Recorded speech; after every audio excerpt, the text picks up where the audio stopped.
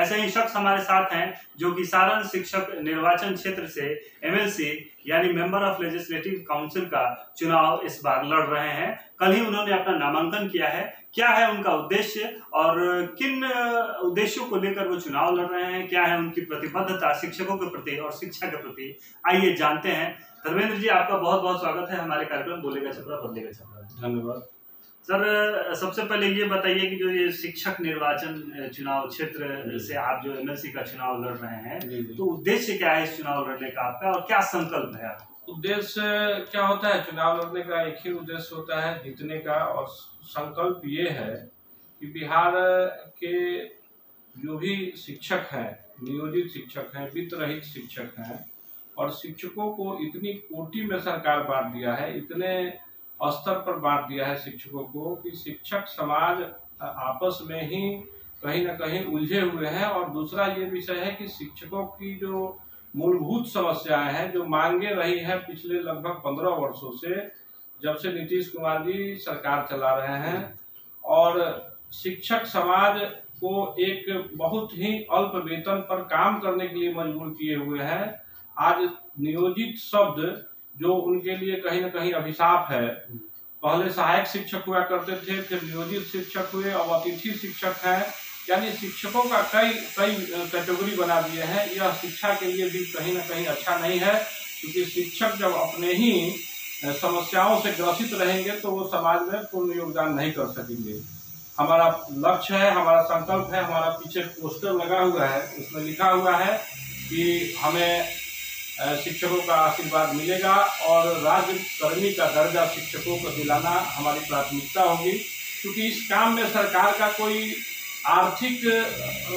सरकार आर्थिक रूप से कहीं कुछ नहीं दे रही है, लेकिन राज्य कर्मी का दर्जा आप पेमेंट देते हैं, आप सब कुछ देते हैं, लेकिन आप अपने कर्मचारी हैं इसका प्रमाण पत्र बिहार सरकार को तो देना ही पड़ेगा, देना ही होगा। काम ले रहे हैं फिर भी, हाँ काम ले रहे हैं, पेमेंट दे रहे हैं, लेकिन राज्य का कर्मचारी वो नहीं है। वो अपने आप को कहीं ना कहीं कमजोर महसूस करता है। पंचायत शिक्षक, प्रखंड शिक्षक, जिला परिषद शिक्षक, नगर परिषद शिक्षक, यानी कि आप नगर निगम और जिला परिषद के कर्मचारी के रूप में शिक्षकों को ट्रीट कर रहे हैं। ये अच्छा नहीं है, इसके लिए हमारी लड़ाई होगी। और कम वेतन पर आप काम ले रहे हैं, तो इसलिए पूर्ण वेतनमान शिक्षकों को दिलाना मेरा प्राथमिकता होगा। वित्त रहित शिक्षक जो हैं उनको आपने वित्त सहित तो कर दिया, वित्त रहित नीति को समाप्त कर दिया, लेकिन वित्त रहित शिक्षक आज भी भूखमरी के कगार पर हैं। और कई ऐसे शिक्षक हैं जिनको मैं खुद जानता हूं कि मेहनत करते करते और साइकिल चलाते चलाते मर गए। उनको 7 साल 8 साल का अनुदान अभी तक सरकार नहीं दी है। ऐसे तमाम समस्याओं को लेकर मैं शिक्षकों के बीच में हूं और हमारी जीत सुनिश्चित है। ये बताइए कि शिक्षा जो है, एक अच्छी शिक्षा सभ्य समाज का आधार है, और जो उच्च सदन की परिकल्पना है जिसके लिए आप लोग अभी चुनाव भी लड़ रहे हैं, उसकी परिकल्पना है कि एक शिक्षा से युक्त समाज बने और एक बेहतर समाज का निर्माण हो जहाँ सभी को बराबरी का अधिकार मिले। तो ऐसे में जो हमारे यहाँ वर्तमान शिक्षा व्यवस्था चल रही है, जो शिक्षा नीति चल रही है, जिससे काम हो रहा है, वो कितना इफेक्टिव है, कितना प्रभावी? बिहार सरकार की शिक्षा नीति जो है, जब से सरकार है, चाहे लालू जी की सरकार रही हो, नीतीश जी का सरकार रहा हो, ये बिहार में सरकार शिक्षा को महत्वपूर्ण पहलू मानती ही नहीं है। क्योंकि आज आप रेशियो देख लीजिए, मैं लगभग 250-300 विद्यालयों में अभी तक 3 महीना 4 महीना से घूम रहा हूँ, मैं गया हूँ। भवन नहीं है, जमीन नहीं है, और +2 पर +2 किए जा रहे हैं। शिक्षक नहीं है, एक विद्यालय 4-4 शिक्षक के भरोसे चल रहा है। एक तरफ शिक्षक अभ्यर्थी जो है लाठी खा रहे हैं पटना के सड़कों पर, और सरकार कहती है कि हम 10 लाख रोजगार देंगे। तो इस परिस्थिति में जब शिक्षक ही नहीं होंगे विद्यालय में, 1500 बच्चे हैं, 13 शिक्षक हैं, कितने बच्चे पर एक शिक्षक पर राष्ट्रीय औसत है 25 पर 1 शिक्षक बहाल करना, आप 100 पर 1 रखे हुए हैं शिक्षक। इस तरह से ये शिक्षा के प्रति घोर लापरवाही है सरकार की, इसको बदलना पड़ेगा। शिक्षकों में 2 मुद्दे बड़े उभर के आते हैं जिन पे शिक्षक लोग चाहते हैं कि सरकार उनका पक्ष ले, या अपने नेताओं से भी चाहते हैं कि वो उनका पक्ष ले। पहला एक है जो ओल्ड पेंशन स्कीम, जो मान लीजिए कि जो कर्मचारी है वो 60 साल तक सरकार की सेवा कर रहा है, उसके बाद उसको पेंशन नहीं मिल रही है, उस पे आपका क्या स्टैंड है? अभी तो नियोजित शिक्षकों की दशा ये है सर, मैं आपको बता दूं कि नियोजित शिक्षक नौकरी कर रहे हैं तो जैसे मजदूर मजदूरी करता है तो उसको शाम को पेमेंट मिलता है, उस तरह नियोजित शिक्षक नौकरी कर रहे हैं तब तक तो पैसा मिलता है। वो भी 3 महीना पर मिल रहा है। 3 महीना पर भी मिलता है और 2 महीना पर भी मिलता है। लेकिन सबसे जो दुखद विषय ये है कि किसी शिक्षक के साथ, ईश्वर नहीं करे कि कोई अनहोनी हो, लेकिन आए दिन घटनाएं होती हैं और जब उनका किसी कारण से देहांत हो जाता है तो उनके हाथ में 1 रुपया, कई अभी मूल्यांकन परीक्षा केंद्र चल रहा था, परीक्षा लिया जा रहा था। सिवान में एक शिक्षक एक्सीडेंट में, चूंकि सरकार व्यवस्था करती है कि इस ब्लॉक के टीचर को उस ब्लॉक में, उस ब्लॉक के टीचर को उस ब्लॉक में, माने शिक्षकों को प्रताड़ित करने की तमाम योजनाएं सरकार लगाती है, अधिकारी लगाते हैं। तो जब उनके साथ कोई दुर्घटना हो जाती है तो उनके परिवार वाले के भरण पोषण के लिए भी 1 रुपया सरकार नहीं देती है।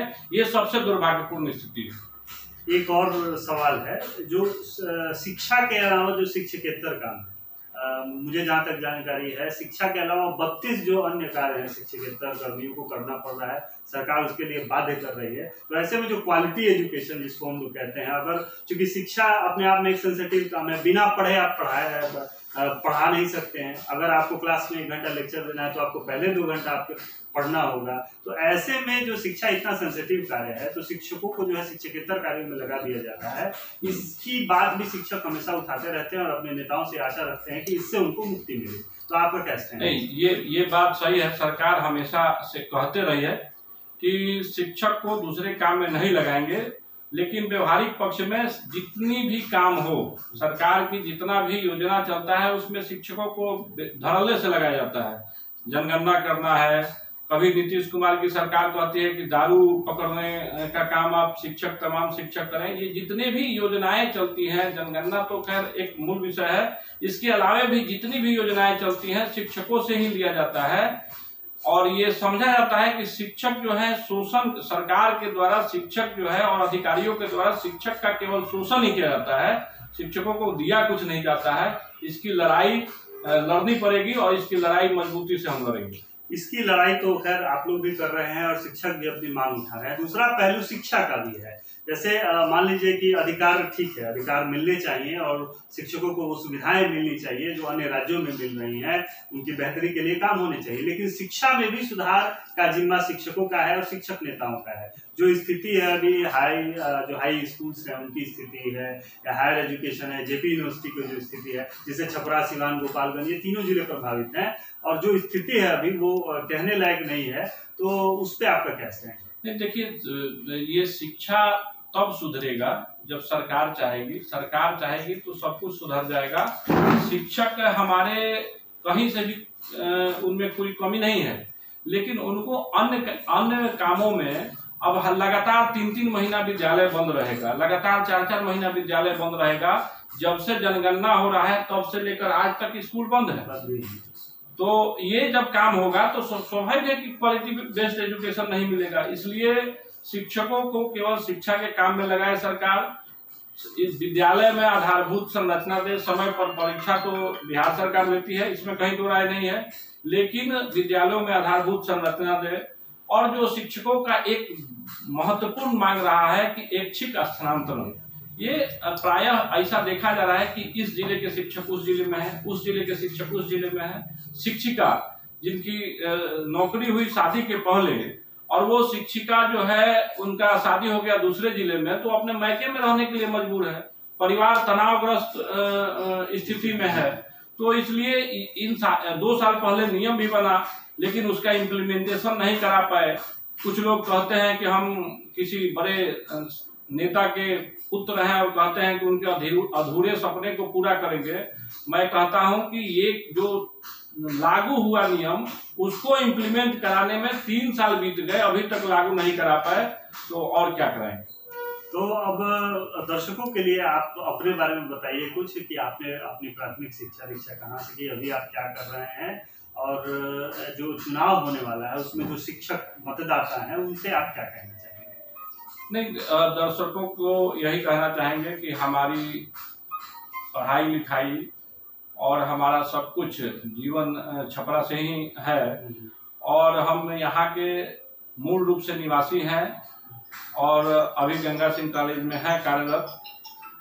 तो दर्शकों शिक्षकों से आग्रह करना चाहेंगे कि चूँकि आपके दुख सुख में हम हमेशा रहे हैं, आपके साथ हम खड़ा रहते हैं, तो आपका आशीर्वाद मिलना चाहिए, यही आग्रह हम शिक्षकों से करेंगे।